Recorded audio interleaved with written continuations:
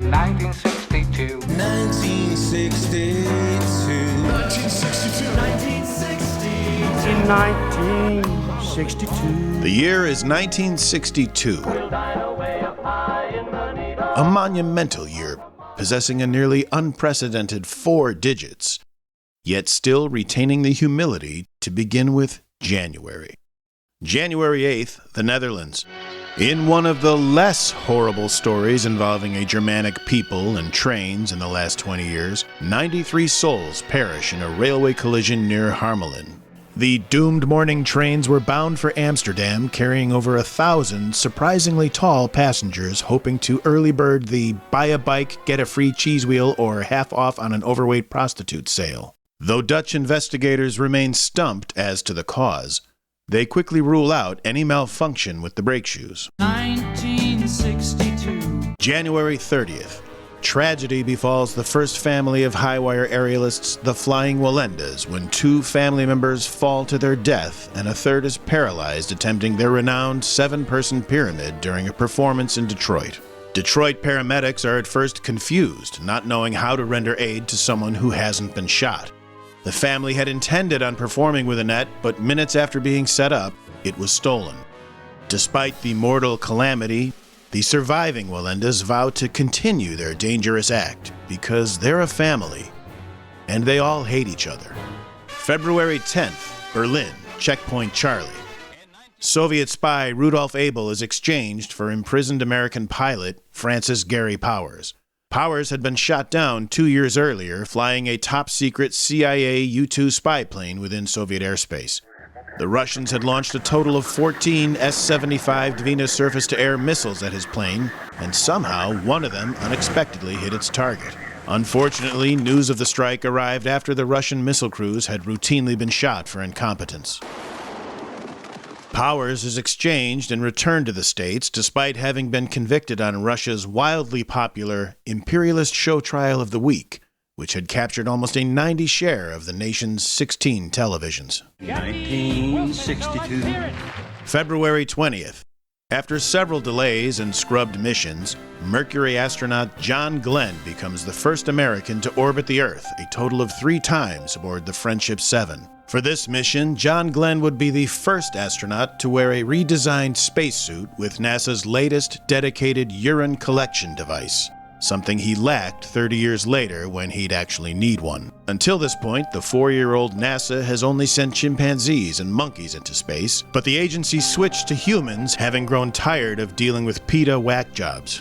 Despite several malfunctions, the success of Glenn's mission signals to the Soviets that the United States is firmly in the race to fake a moon landing. 1962. March 1st, Stan Lee and Jack Kirby of Marvel Comics introduce a new character, Bruce Banner, with the publication of the first issue of The Incredible Hulk. Banner is a Jekyll and Hyde of sorts who assumes Frankenstein strength when angered. The Hulk's dual character was inspired by accounts of DID, or multiple personality disorder. But, realizing how stupid and fake that stuff is, Lee and Kirby went with a much more credible gamma-ray exposure origin story. For the premiere issue, Lee bestowed his hulking mongoloid with gray skin, so that every race and ethnic group would be fine with pinning a murder on him. Also on March 1st, the SS Kresge Company opens the very first Kmart discount store in Garden City, Michigan. The grand opening was nearly delayed as workers scrambled up to the very last minute to throw clothes, hangers, and opened items onto the floor to prepare new customers for the Kmart shopping experience.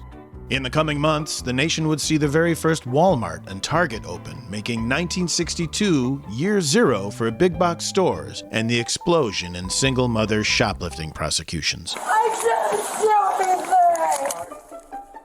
Always a leader in low prices, today the old Kmart remains a reliable place to get cost-friendly drugs or build a home made of pallets and cardboard. Save the USA in your Chevrolet. April 9th, Tinseltown hosts the 34th Academy Awards, where West Side Story. Brings home the Oscar for 10 of its 11 nominations, including Best Picture. West Side Story posits an age-old question. Better get rid of your accent. What if Romeo and Juliet had Puerto Ricans and was scored by Jews? Hollywood's romantic tragedy harkens to a time we remember fondly. A time when street thugs settled disputes with knives and chains, like gentlemen, and a Puerto Rican didn't have to be facing charges to wear a tie. The film features several location shots captured on the actual streets of New York, before the dancers were run off for being a bunch of queers. I feel pretty. It's still okay for white actors to portray minorities, and West Side Story not only dominates the Oscars, but also the box office as 1962's highest-grossing film of the year. Just saying, Hollywood. 1962. April 16th, New York City. Voice of his generation, Bob Dylan first performs his latest folk anthem, Blowin' in the Wind, in a club on West 4th Street. A protest song, Blowin' in the Wind poses a series of rhetorical questions about war and freedom, but could also get you laid if you strummed it at the Chi Omega house party. Maybe. You can also try booze. And today, Blowin' in the Wind remains inextricably linked to the artist, so that even decades later, fans still hold out hope that one day, Bob Dylan might get back together. May 22nd, Continental Airlines Flight 11 crashes near Unionville, Missouri. Attempting a life insurance scam, Thomas G. Doty purchases policies totaling $300,000 in benefits and boards a Boeing 707, where he later ignites 6 sticks of dynamite in the tail lavatory. In the second worst explosion in that bathroom's history, 38 feet of the plane's aft and tail are destroyed. However, for about 2.5 minutes, row 36, seats A through F, got a legroom upgrade. 30,000 feet later, the fuselage augers into the ground in a field of alfalfa with an impact so violent, there is no chance that even a single passenger could have spit it out. But as if a miracle, one 27-year-old man survives with massive internal injuries. He's rushed across state lines to a hospital in Centerville, Iowa, where he later dies of boredom. In the wake of the crash, Continental takes immediate action, no longer allowing bombs in carry-on, mandating they be checked with luggage for an additional $75 charge. Back in 1962. June 11th, Frank Lee Morris, John Anglin, and brother Clarence Anglin use arts and crafts and improvise rafts to escape from Alcatraz. After fleeing the infamous gay rape detention island, it's unknown whether the 3 men made it to San Francisco or chose to quit while they were ahead and drown in the bay. Technically still at large, the escapees remain on the U.S. Marshals wanted list to this very day. However, since the men were never seen or heard from again, it's safe to assume either their raft didn't make it to San Francisco or made it to Oakland. Yo, motherfucker, give me that raft. What? Goddamn, Dontre, you just ruined my new raft. July 17th, somewhere in Nevada, the small boy atomic test shot Little Feller 1 becomes the last atmospheric test detonation at the Nevada nuclear test site. In a related story, July 17th, 1962 also marks the birth of my brother-in-law, who went on to be a big feller who conducts atmospheric detonations with disturbing regularity, poisoning local wildlife and causing birth defects in nearby Indian tribes.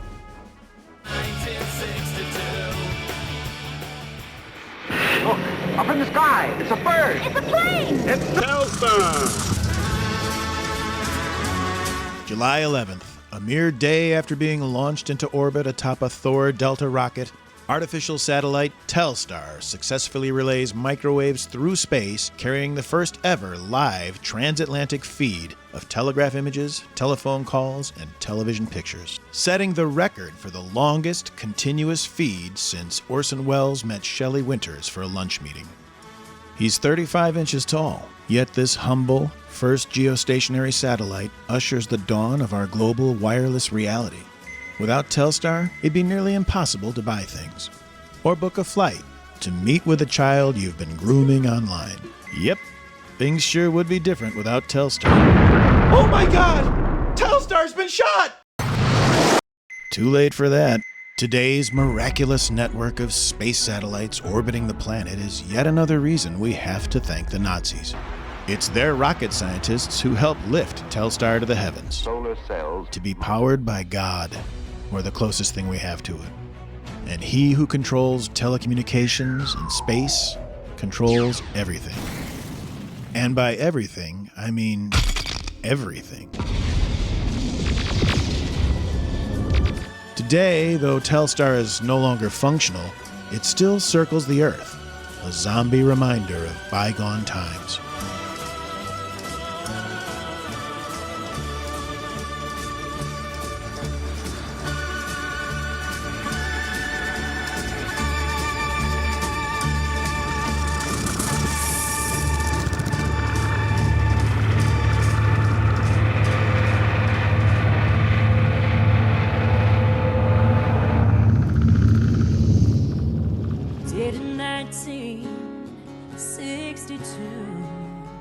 August 4th, aging Hollywood sex symbol Marilyn Monroe is found at her home in Brentwood, Los Angeles, dead from an overdose of sleeping pills and chloral hydrate.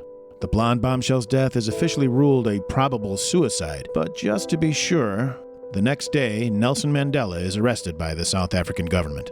August 5th, 1962. Now look into space, to the moon, and to the planets beyond. September 12th. In a speech at Rice University, John F. Kennedy pledges to put a man on the moon by the end of the decade. Certain critics question the value of going to space, suggesting, we need that like a hole in the head. September 27th. After being serialized in The New Yorker, Rachel Carson's Silent Spring is released as a book, giving rise to the modern environmentalist movement and the useless college degree, the kind one might get from the University of Mississippi. October 1st. Amid rioting and protests, James Meredith is the first black student to enroll in the previously all-white University of Mississippi, ending racism forever. Well, if I was there in 1962, I'd be on the phone with JFK and Fidel Castro, too. October 16th. American spy planes discover Soviet missile bases under construction 90 miles off our Florida coast in Cuba. For the next 13 days, the U.S. and the Soviet Union are locked in brinksmanship that threatens nuclear annihilation. The global crisis tests the young president's mettle, and for 8 of those fateful 13 days in October, he stops chasing tail to tend to the heroic work of consulting with advisors and posing for pensive photographs. Caught red-handed and certain the Americans will invade, Khrushchev's Caribbean comrade begs his slave master to launch a first strike against the U.S. Meanwhile, JFK's advisors recommend a full-scale invasion, which could possibly trigger a Soviet nuclear reprisal, and would undoubtedly have a grave impact on his already taxing sexual drought. As the Soviet ships draw toward the American blockade, the world holds its breath. Except for E.E. Cummings, who, as my son JJ pointed out late in this video's production, stopped breathing the month before. Man, kind of mocking old E.E. with that font, though. And without warning, a Soviet ship suddenly turns about.